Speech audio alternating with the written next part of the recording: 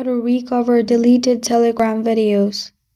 Hi everyone, it's Sophia to assist you today. Without any delay, let's jump right in. First, open Telegram. You can simply undo the delete video. If you simply deleted it right now, you will find undo option on below. Or if you're using Android, simply go to File Manager. In File Manager, you'll find Telegram. Go to Telegram, and in Cached, you may find your deleted Telegram videos because it will be stored in there.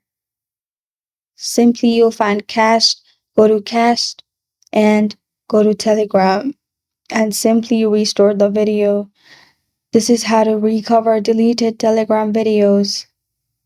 Thank you for joining me today. If this video helps you out, please leave a like and subscribe for more.